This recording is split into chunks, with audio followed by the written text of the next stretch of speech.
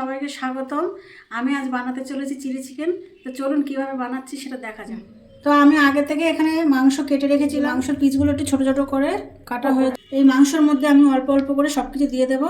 Cornflour দিয়ে দিলাম 2 চামচ, ময়দা 1 চামচ দিলাম, বেশি দেবো না, ময়দা 1 চামচই যথেষ্ট। এতে একটু দিয়ে দেবো কাশ্মীরি লঙ্কার গুঁড়ো, এটা কালার হওয়ার জন্য একটু দিলাম। 1 চামচ জিরের গুঁড়ো দিলাম, আদা বাটা, রসুন বাটা, স্বাদ মতন লবণ, একটা ডিম ফাটিয়ে দিলাম। এবার এগুলো আমি মাখিয়ে নেব। এটা মাখানো হয়ে গেছে, আমি এতে একটু সাদা তেল দেব, একটু গোলমরিচের গুঁড়ো দেব। এবার এটা আরেকটু মাখিয়ে আমি 10 মিনিট ঢাকা দিয়ে রাখবো। চিকেন ফ্রাই করব, তার জন্য কড়াইতে তেল দিয়ে দিলাম। তেল গরম হয়ে গেছে, এবার আমি একটা একটা করে চিকেন দিয়ে দেবো।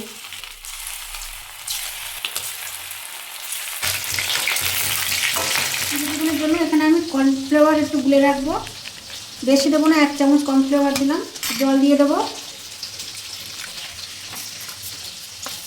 এটা গোলা হয়ে গেল, এতে সয়া সস দিয়ে দেবো। এবার টমেটো সস দিয়ে দিলাম। এটা এগুলো গুলে নিলাম।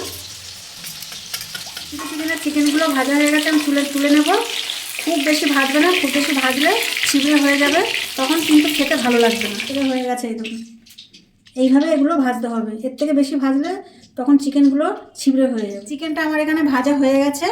এবার চলুন চিলি চিকেনটা বানানো যায়। প্রথমে দিয়ে দেবো রসুন কুচি, আদা কুচি, এগুলো পেঁয়াজের পাতার গোড়ার অংশটা,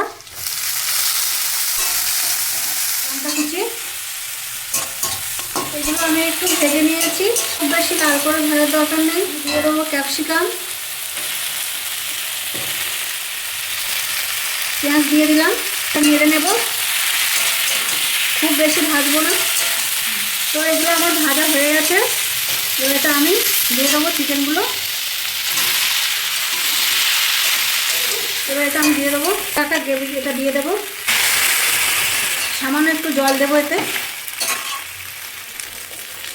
আমি এতে একটু লবণ দিয়ে দেবো, একটু ফুটে গেলে নামিয়ে নেব। এটা আমাদের হয়ে গেছে, এতে কটা পেঁয়াজের পাতা দিয়ে নামিয়ে নেব।